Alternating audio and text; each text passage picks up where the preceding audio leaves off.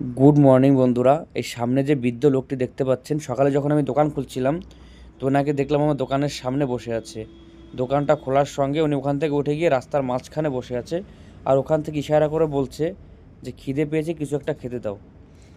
তো সকালে যখন আমরা চা নাস্তা করছিলাম, চা নাস্তায় ছিল পেঁয়াজি এবং চা।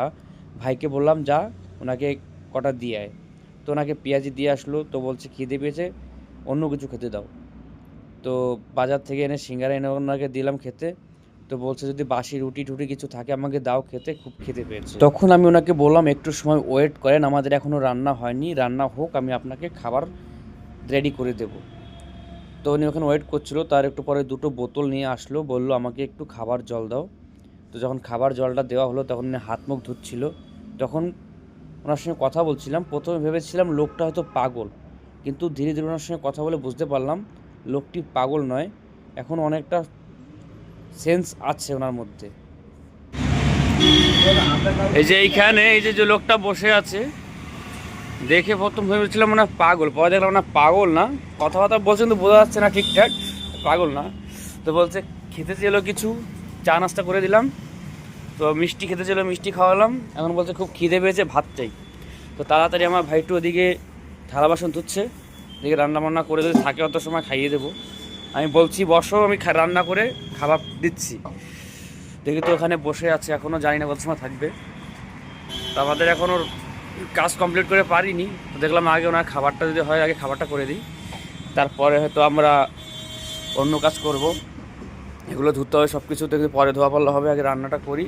যখন বসে আছে খাবারের অপেক্ষায়, উনি কী বলছে কিছুই বোঝা যাচ্ছে না, শুধু একটা জিনিসই বোঝা যাচ্ছে, খিদে পেয়েছে, কিছু খেতে দাও। বলছে হিন্দিতেই, কিন্তু যা বলছে সব পেঁচিয়ে গেছে যাচ্ছে। এদিকে মিষ্টি কাটতে হবে, মিষ্টিটা একটু তুলতে হবে। তো দেখি নাকি রান্নাটা করে নেই, ভাইয়ের জন্য আলাদা থালা বাসন বাসন ধুতে হয়ে গেছে ধোয়াটা। রান্নাটা চাপিয়ে দিই, এখানে লিক করছে। কি করছিস?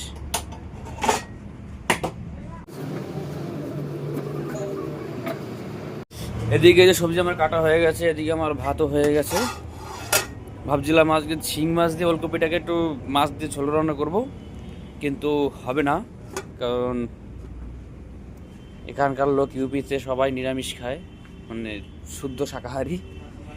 আর আমরা আমিষ ভাবছিলাম আমরা খাবো, কিন্তু ওনার জন্য খেতে পারছি না। দেখুন যদি ভাত খায় তাহলে তো মাছ দিয়ে দেওয়া যাবে না, এই জন্য দেখি আগে এটা রান্না করি, নিরামিষ পরে না হয় আমরা খেয়ে নেবো অন্য কিছু রান্না করে মাছ দিয়ে।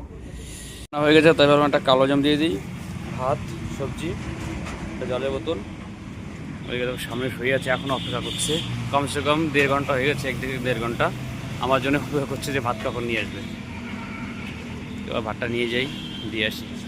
প্যাকিং করে দিলাম কালো জাম, সবজি, ভাত। ভাইকে দিয়ে পাঠিয়ে দিচ্ছি, যা দিয়ে আয়, থালাটা আট করে দাও। এটা কি? আমি তো দিচ্ছি, আমি যাবো না, তুই দিয়ে আয়।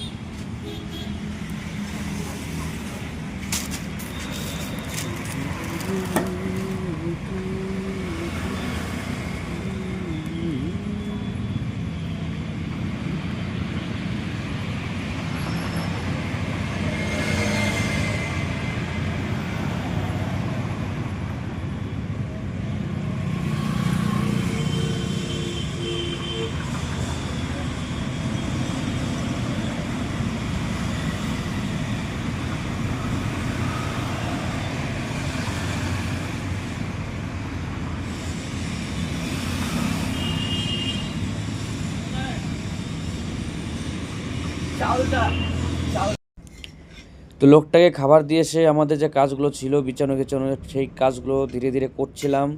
তো কাজগুলো করতে করতে একবার দেখতে চাচ্ছিলাম যে লোকটা খাচ্ছে কি খাচ্ছে না, তখন তো ছুঁয়েছিল। তো এখন দেখলাম যে উঠেছে, উঠে লোকটা খাবার খাচ্ছে।